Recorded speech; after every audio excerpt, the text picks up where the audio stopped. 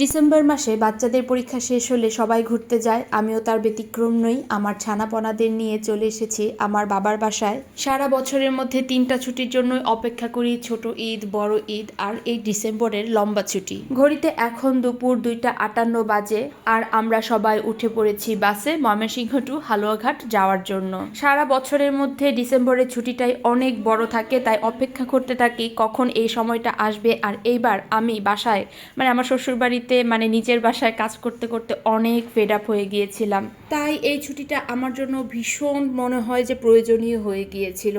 আর এই যে আমার ছানাপনারা গাড়িতে উঠে পড়েছে, তারা তো ভীষণ খুশি। ত্রিধা, শ্রেষ্ঠা, সৃজা আর আমার ছোট বোন, আমরা সবাই একসাথে হালুয়াঘাট যাচ্ছি। আমার ছোট বোন ঢাকায় চাকরির ইন্টারভিউ দিয়েছিল, তো সে সেখান থেকে আমাদের বাসায় চলে এসেছিল ময়মনসিংহে। সেখান থেকে আমরা টুকটাক বেশ কিছুদিন ঘোরাঘুরি করে তারপরে আজকে যাচ্ছি হালুয়াঘাটে। আর আমার হাজবেন্ড আর দোকানের একজন স্টাফ এসে ব্রিজে আমাদেরকে গাড়িতে উঠিয়ে দিয়ে গিয়েছিল। এইবার যাওয়ার সময় আমাদের 6টা লাগেজ হয়েছে, বড় থেকে ছোট লাগেজ হয়েছে মোট 6টা। এই শীতের দিনের এই হলো এক অসুবিধা, শীতের জামা কাপড়ও প্রচুর পরিমাণে নিয়ে যেতে হয়। শুধু নিজের জন্য না, 3টা বাচ্চার জিনিসপত্র, শীতের কাপড় চোপড় গোছাতে এত কষ্ট হয়।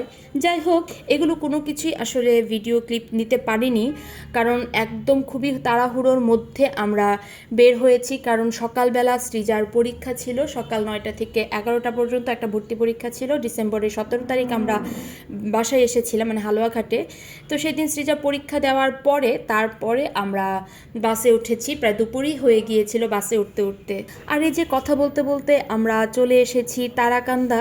বাসে উঠলে আসলে সময়টা যেতেই চায় না, কখন বাসায় পৌঁছাবো এই একটা এক্সাইটমেন্ট কাজ করতে থাকে মনের ভেতরে। এদিকে শ্রেষ্ঠা ঘুমিয়ে পড়েছে আর ত্রিধা একাই বকবক করে চলেছে আমার সাথে। আর এই যে যাওয়ার পথে বাহিরটা এত সুন্দর ছিল, চারিদিকে রোদ একদম ঝলমল করছে। শীতের দিনে একটু রোদ দেখলেই মনের মধ্যে অন্যরকম একটা ভালো লাগা কাজ করে, কারণ শীতের দিনটা একদম আলসেমি ভাবেই কেটে যায়। তাই মনে হয় একটু রোদ উঠলে এই কাজটা করব, ওই কাজটা করব, এরকম আর কি। আর ডিসেম্বর মাস পুরোটা আমার এমন ছিল, কোনো কিছুই ভালো লাগতো না, মনটা খুবই খারাপ লাগতো। ভেবেছিলাম ডিসেম্বর মাসটা একটু রিল্যাক্সে যাবে একটা মাস, কিন্তু তখনই আমার পেজটা আসলে ছিল না, তার জন্য আর শারীরিক কিছু প্রবলেমের কারণেও মনটা খুবই খারাপ লাগতো। এইটা নয় এইটা, একটার পর একটা সমস্যা আসলে লাইফে তখন চলতেই থাকছিল। যাই হোক, এই যে বাসার কাছাকাছি এসেই গাড়িটা একটা পেট্রোল পাম্পে থামালো তেল নেয়ার জন্য।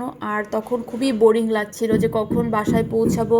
এইবার মনে হয় যে বাসায় যাওয়ার রাস্তাটা শেষই হচ্ছে না, এমন মনে হচ্ছিল যে কখন বাসায় গিয়ে আমরা সবাই পৌঁছাবো।